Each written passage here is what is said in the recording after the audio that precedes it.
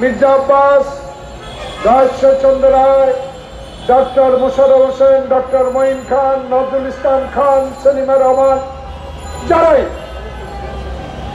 এই বাংলাদেশে হাসিনার বিরুদ্ধে কথা বলার চেষ্টা করেছিলেন, তাদেরকে নাজেহাল করেছে হাসিনার পালিত বাহিনী, হাসিনার পালিত পুলিশ বাহিনী। বিনা কারণে, বিনা ওয়ারেন্টে, বিনা মামলায় ঘর থেকে গ্রেফতার করেছিলেন।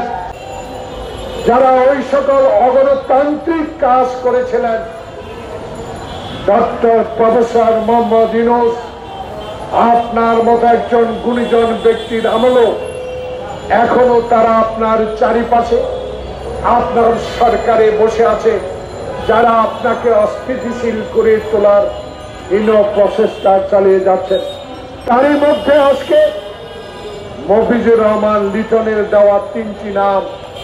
প্রিয় বন্ধুগণ, আপনারা যারা সাংবাদিক, যারা বিগত দিনে আমাদের মতোই নিপীড়িত হয়েছেন, যারা বিগত দিনে মির্জা ফখরুল ইসলাম আলমগীরের মতো একজন বলিষ্ঠ নেতৃত্ব দানকারী নেতা, যার রাজনীতিতে কোনো কলঙ্ক নাই, তিনি ছাত্র জীবন থেকে দেশের মানুষের সেবা করার জন্য ছাত্র রাজনীতি শুরু করেছেন, শিক্ষকতা করেছেন, একজন মন্ত্রীর ব্যক্তিগত সচিব হিসেবে দায়িত্ব পালন করেছেন। শেষ তক বাংলাদেশের জিয়ার আদর্শের প্রতি সম্মান জানিয়ে উনি বাংলাদেশ সরকারের মন্ত্রিত্ব পেয়েছিলেন দেশনেত্রী বেগম খালেদা জিয়ার আমলে।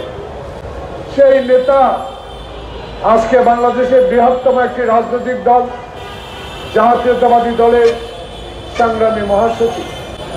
কতবার কত সময় এই লোকটিকে অপমান করা হয়েছে।